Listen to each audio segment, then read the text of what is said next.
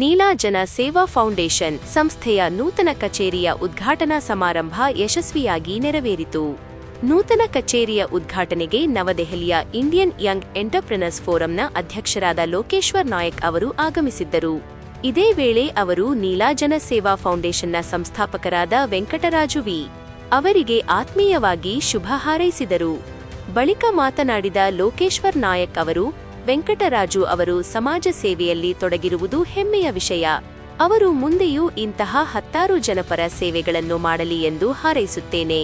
ಇಂದಿನ ಯುವಕರು ಹೆಚ್ಚಿನ ಸಂಖ್ಯೆಯಲ್ಲಿ ಮುಂದೆ ಬಂದು ಸಮಾಜಮುಖಿ ಕಾರ್ಯಕ್ರಮಗಳನ್ನು ಹಮ್ಮಿಕೊಳ್ಳಬೇಕು ಎಂದು ಕರೆ ನೀಡಿದರು.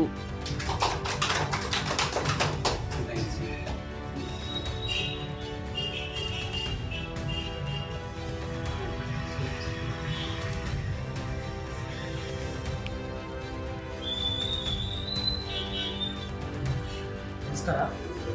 ಇವತ್ತು ಚಿಂತಾಮಣಿಲಿ ನಮ್ಮ ವೆಂಕಟರಾಜುರವರ ನೂತನ ಕಚೇರಿ, ಅವರ NGO ನೀಲಜನ ಸೇವಾ ಫೌಂಡೇಶನ್ನ ನೂತನ ಕಚೇರಿ ಉದ್ಘಾಟನೆ ಸಮಾರಂಭಕ್ಕೆ ಬರಲೇಬೇಕಂತ ಹೇಳಿದ್ದು.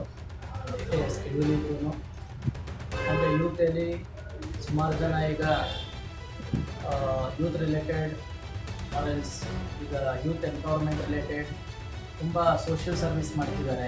ಅಂಥದ್ರಲ್ಲಿ ವೆಂಕಟರಾಜು ಕೂಡ ಒಬ್ಬರು. ಸೊ ಆತನಿಗೆ ನನ್ನ ಕಡೆಯಿಂದ ಏನು ಸಪೋರ್ಟ್ ಬೇಕು 100% ಇರುತ್ತೆ, ಮಾಡಲಿ. ಇನ್ನು ಮುಂದಕ್ಕೆ ಏನು ಸಪೋರ್ಟ್ ಬೇಕಂದ್ರೂ ಖಂಡಿತ ಇರುತ್ತೆ. ಅವರ NGO ಕಡೆಯಿಂದ ಬಡವ್ರಿಗಿರಲಿ, ಯೂತ್ಸ್ಗಿರಲಿ, ಸ್ಪೋರ್ಟ್ಸ್ ಪರ್ಸನ್ಗಿರಲಿ ಒಳ್ಳೆಯದಾಗಲಿ. ಖಂಡಿತ ನನ್ನ ಕಡೆಯಿಂದ ಸಪೋರ್ಟ್ ಇದ್ದೇ. ನಮಸ್ಕಾರ.